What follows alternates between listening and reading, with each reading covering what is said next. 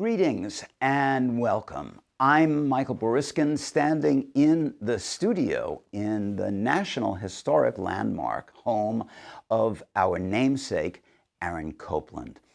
All of us here at Copland House are so glad that you're joining us for this program in our virtual series of 6 streams called Cultivated Spaces 2.0.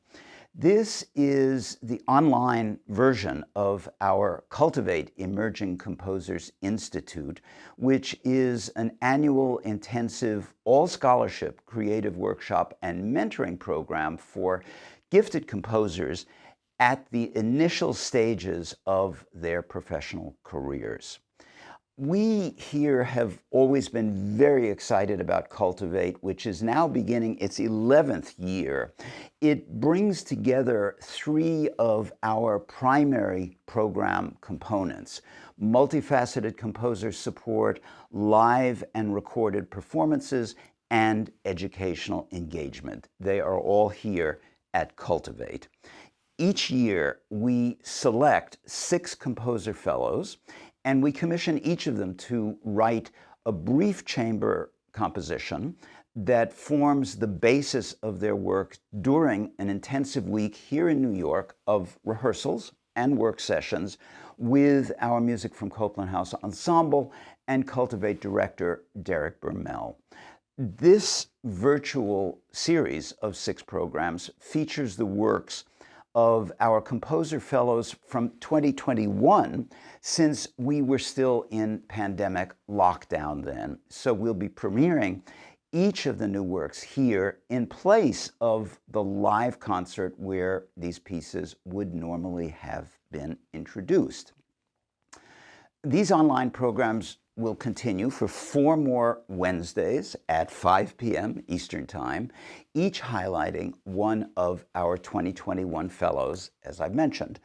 We want to thank I Care If You Listen for serving again as our media partner.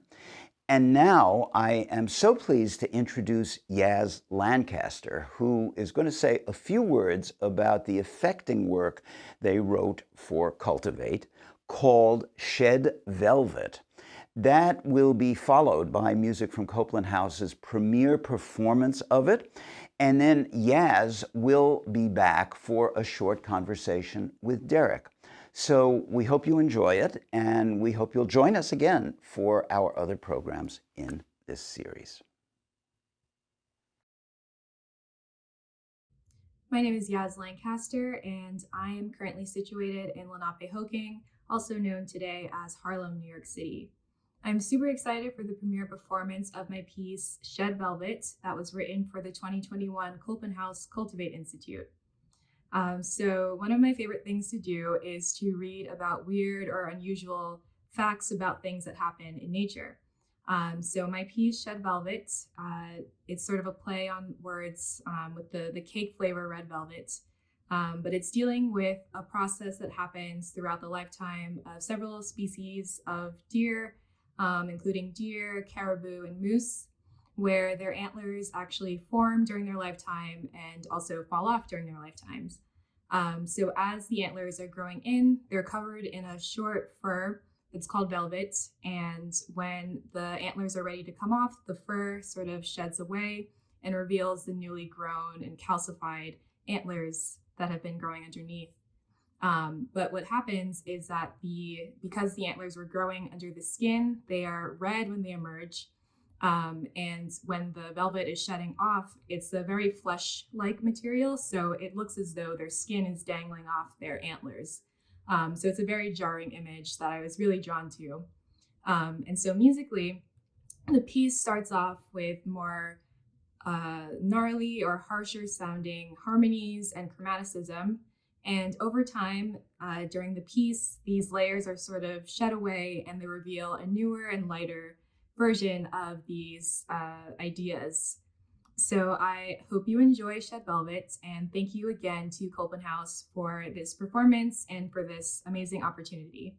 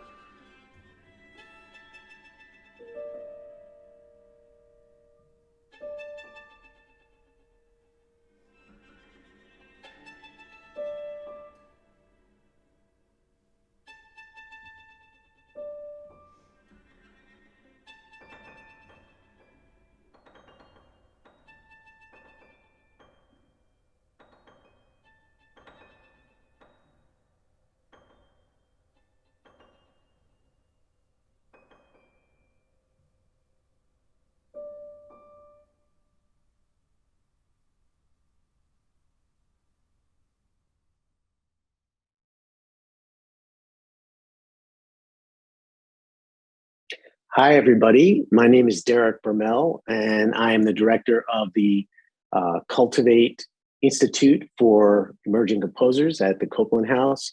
And I'm so happy to have Yaz Lancaster with me. Congratulations, Yaz, on that beautiful piece, Shed Velvet. Yeah, thanks so much.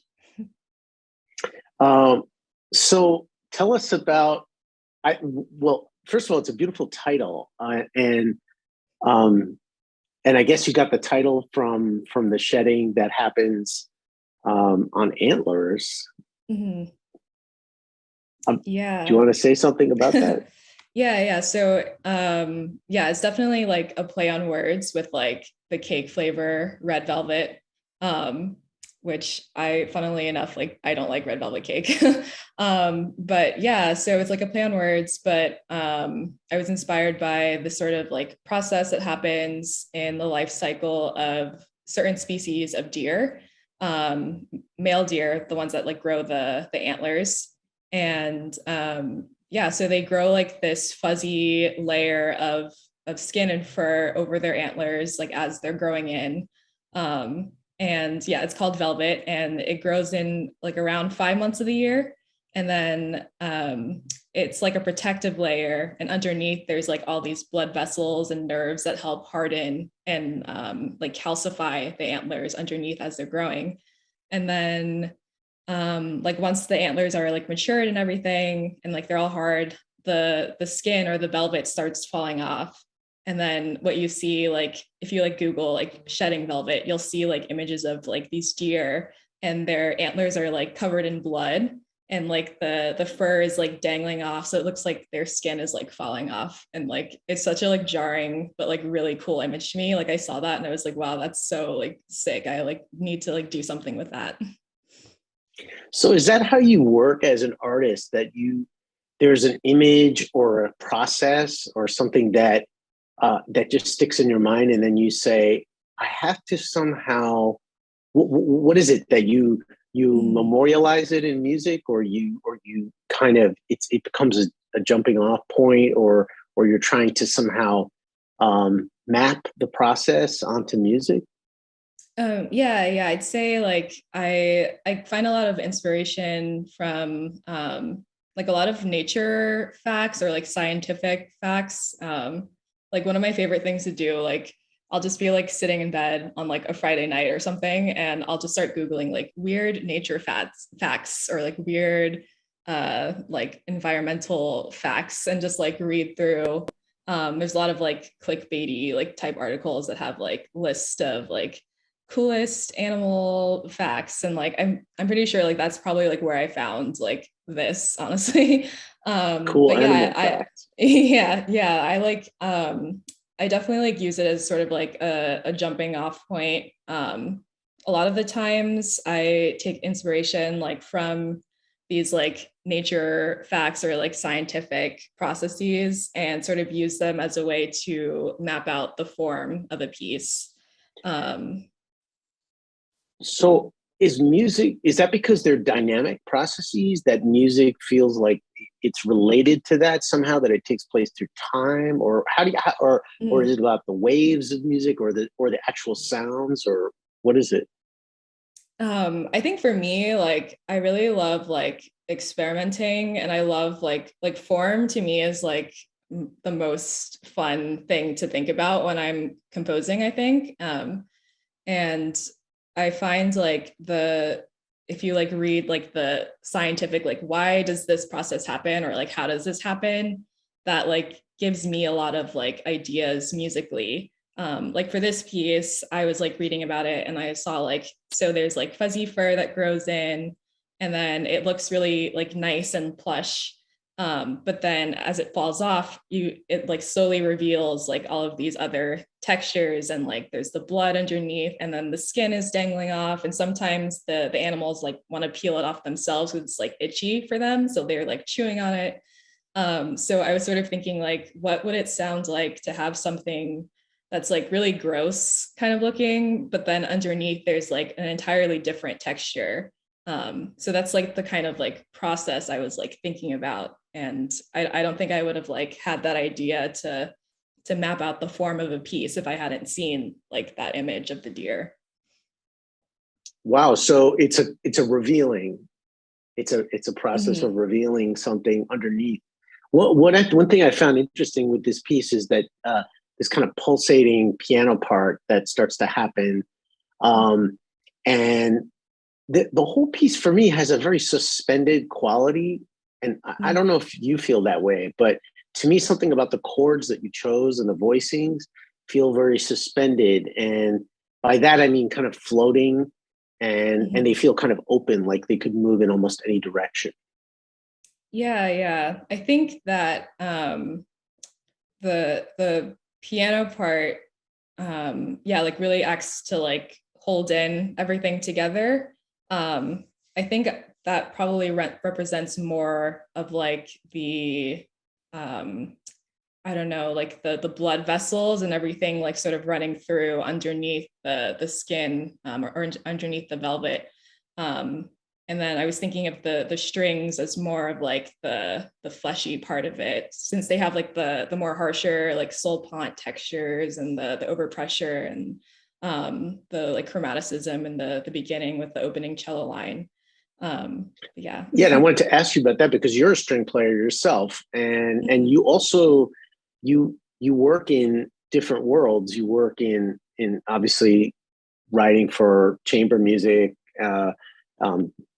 more classical instruments, but then you also do your own work with voice and other instruments that you yourself sing. So so there is that duality as well in your work. And you being a string player, how did you find your way into this piece? Yeah, I love writing like stuff that I would want to play.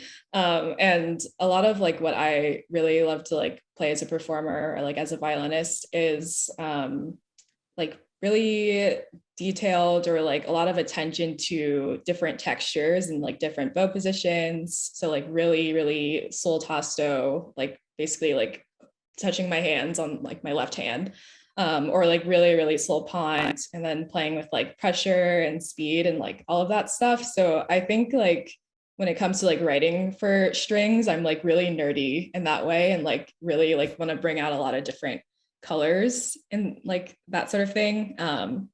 And then so like I like went more that direction with the string parts, but then the piano part is more sort of like this grounding, like holding everyone together sort of voice. And what are some of your influences? And for this piece, what did you do you find that there was any particular influence coming from some style of music or a genre? I wouldn't say. I feel like my influence, or like where I was coming from with this piece, wasn't sort of like pulling from any one like source of music. I was kind of taking it as a chance to sort of like step back or shift gears, since a lot of what I've been doing, like you said, has been like this like newer venture into like pop music or like singing and electronics, which is like most of what I've been doing for the past, like, I guess like the whole course of the pandemic has been leaning more that direction. And I don't think I've like written a fully like fleshed out or like fully notated standard like Western notation type piece in like a really long time by that point. So I like really want to like step back and just be like, okay, I'm just gonna write like full like bars and just fully notated music for this piece. So I think like that like pulled out more of like a classical sound, just because I like just shifted gears so hard in that direction. What was it like working with these musicians for the week? Oh, it was amazing. They're amazing players, like can play anything. And yeah, I actually like really enjoyed like working with them, and like they brought in a lot of ideas. Like in the beginning, they were like, oh, what if like we try this? Or like, what if the piano pedal like comes up here and like sort of like envelops the sound, and then we like hold the string chord over as the pedal like fades, like just very like detailed like stuff that I was just like, I don't know, like do whatever you want. So like by saying like that, they like really like made everything sound better. Well, I guess they made it a real personal version of their own personal version of your work. Yeah. Yeah. So thanks for joining us and taking the time. And it was so great to have you at Cultivate. Yeah, thanks so much. It was a really amazing opportunity. And I really enjoyed like working with musicians and getting to sort of like shift gears and go back to a different like style of writing that I've been doing for the past like couple of years. All right. Congrats. Yes.